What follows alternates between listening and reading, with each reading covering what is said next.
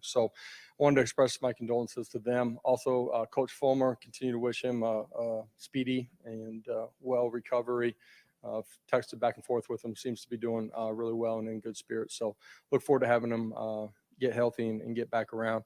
The best 5 words in Tennessee is it's football time in Tennessee, and officially game week. Looking forward to the opportunity of going and playing with this program. It's awesome that we get an opportunity to start inside of Mid-State. Huge fan following there. But you look at the opportunity we have. We've got a great opponent. We're SEC Nation's going to be there, national TV audience as we kick off the 23 season. So looking forward to being there, having an opportunity to recruit on Friday night as well, and continue to showcase ourselves in front of the entire country, but have our followers in Mid-State have an opportunity to host us there. So looking forward to that. Ready to kick off. Time to go play. I'm here, and I'm going to say a bunch of words, but it's time to go play. So with that, I'll open it up.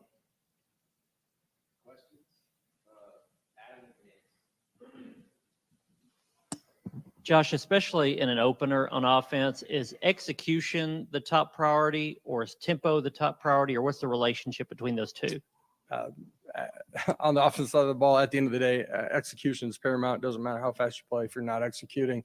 But I think in openers, all 3 phases of the game, you have a game plan. Everybody's had 7+ months of an opportunity to subtly change who they are. Personnel is going to be different.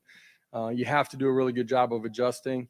You play your core principles in all 3 phases. Players got to be able to communicate, adjust.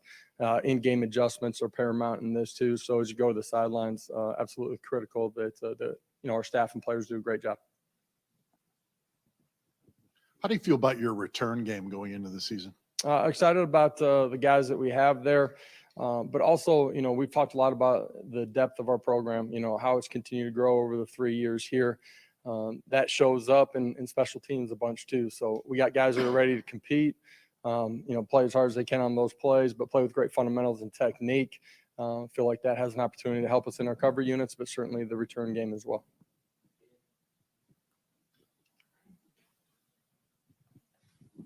Last Monday, we talked about the awkwardness of the week before the week, I guess, but you talked about how you still needed to approach it in a proper way. Do you feel like you all took advantage of that week before the week last week? Yeah, I do. I feel like our guys were, dialed in, did the things that we were asking them to.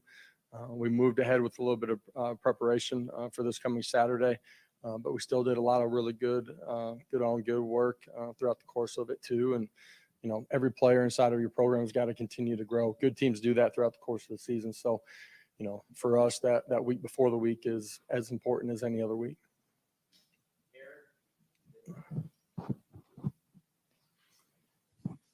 Looking at Virginia, new quarterback wasn't there last year, but when you evaluate his film, what does he bring to the table and the rest of that skill on offense? Yeah, been a really good decision maker, thrown for a bunch of yards, has good pocket awareness.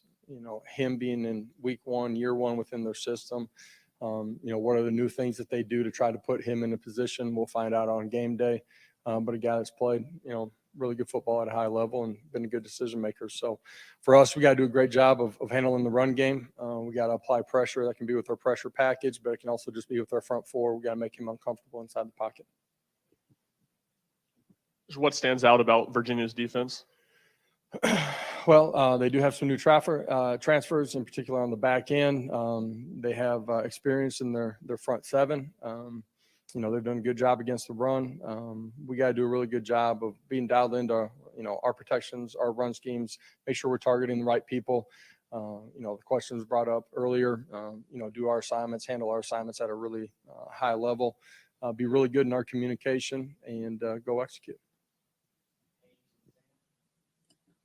When we last talked about the wide receiver unit, you mentioned there being a lot of flexibility when it comes to rotating those guys. There's clearly experience there, but maybe who's showing up to be that 1-2 kind of guy for you? Well, we've had a lot of guys that have played really good football for us. Ramel, played the last 8-9 weeks of the season for us on the right side. Brew McCoy's played at a really high level. Squirrel White, when given the opportunity last year, played extremely well. Dante's continued to come on, and then 2 young guys that I've talked about, Caleb Webb, Chaz Nimrod, we feel really confident about the growth that they've had inside the program, their ability to go play at a high level. 2021, your first year, Joe Milton was your starting quarterback that year. Now, 2 years later, he has that opportunity again, stuck with the program, worked hard to get back to this chance to see him have this opportunity again. What does that mean to you? Excited for him. He's a guy that, did it the right way when it didn't go his way early on. He looked at himself. Here's how I need to continue to improve to get better. Trusted his coaches, the program, believed in the guys around him too inside of the locker room. Has put himself in a position to play at a really high level because of the work ethic that he's had inside of our program.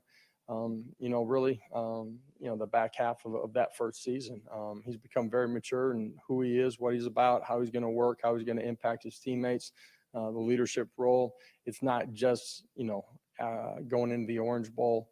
He's been that guy for a long time inside of our program. So someone that's continued to grow, has great understanding of defensive alignments, which allows us to communicate and adjust really quickly with him. I think that's really important, but has complete command of what we're doing offensively too. Coach, just offensive line wise, any update on Cooper and what's it look like there? Yeah, Cooper, we'll find out here as the week goes on, his availability in this one. We've had, 2.5, 3 weeks of different guys having the opportunity to play on the interior if he's not able to go, and feel really confident in those guys. Where are you in the secondary? I know coaches talk about rotating a lot back there. How challenging or how comfortable do you feel rotating? How deep do you think you can go there? And even with the offensive line, how deep can you go there? Yeah, the second level, or second and third levels, I should say, we got nicked up a little bit in the middle part of training camp. I know you guys saw a little bit of that. Those guys are all back and healthy. They've been with us all of last week as well. Gotten really good work. That gives us the ability to rotate on the back end. We have a plan. We'll see how it unfolds on game day, but expect to see a lot of people rotating in, straight at the corner, safety, and the nickel spot as we go there. The second part of your question. Yeah, well, I do feel good about, the development of our young guys. Some of the guys that have had experience, plan on rotating some of those guys at the guards and tackle position in this first one as well. Josh, how important was it for you for John Campbell to come in and maybe give you guys some clarity at those tackle spots? Well, absolutely. Competition to earn a starting spot and play at a championship level. His maturity, the amount of football that he's played, all certainly help us. And he's had a great camp. We got great trust in him, and he's played at a really high level.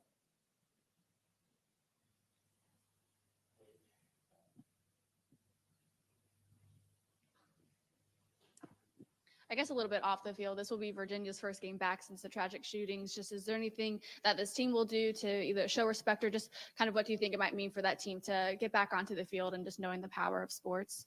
Yeah, obviously a horrific tragedy that took place there on their campus.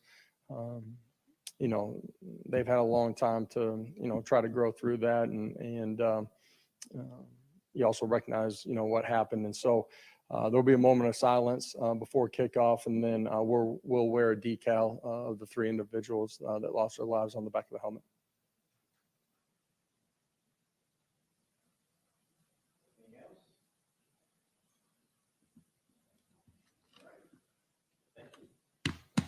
Easy week one. All right. Come on.